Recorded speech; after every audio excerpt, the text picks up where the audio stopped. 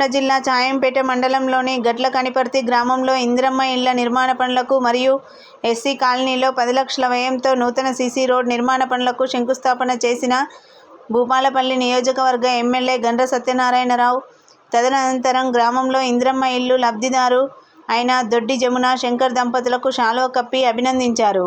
ఈ సందర్భంగా ఎమ్మెల్యే మాట్లాడుతూ ఇల్లు లేని అర్హులందరికీ ఇందిరమ్మ పథకంలో ఇల్లు మంజూరు చేస్తామని చెప్పారు. ఇల్లు మంజూరైన లబ్ధిదారులకు దశల వారీగా బిల్లులను అందించడం జరుగుతుంది అన్నారు. ఈ కార్యక్రమంలో మండల కాంగ్రెస్ పార్టీ నాయకులు, కార్యకర్తలు, అధికారులు, గ్రామ ప్రజలు పాల్గొన్నారు.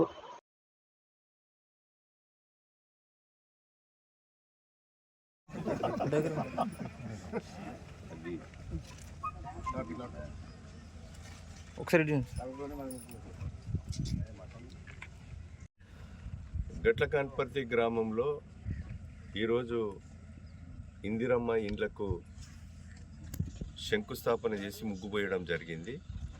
ఈ యొక్క నిరుపేదలు ఎవరైతే ఉన్నారో వాళ్ళందరికీ కూడా ఇండ్లు కట్టియాలనే ఒక దృఢ సంకల్పంతో కాంగ్రెస్ ప్రభుత్వం ఈరోజు రేవంత్ రెడ్డి గారి నాయకత్వంలో సంవత్సరానికి 4.5 లక్షల ఇండ్లు, నియోజకవర్గానికి 3,500 ఇండ్లను ఈ సంవత్సరం ఈ నెలలోనే ముగ్గుపోసి నిరుపేదలకు ఇండ్లు కిరాయికుండి మట్టి గోడలతో వరదలతో కప్పుకున్నటువంటి పేదలకు మొదటి ప్రాధాన్యతగా ఇచ్చి ఆ ఇండ్లు కట్టించే కార్యక్రమం తీసుకోవడం జరిగింది.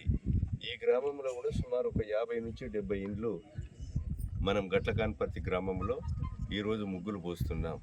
ఇండ్లు త్వరితగతిన పూర్తి చేయండి.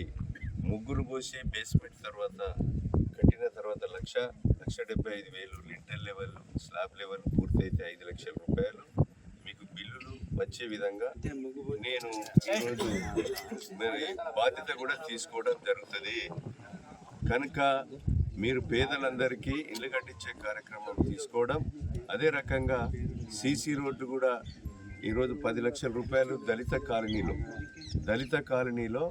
సీసీ రోడ్లకు కూడా 10 లక్షల రూపాయలు ఈరోజు శంకుస్థాపన చేయడం జరిగింది.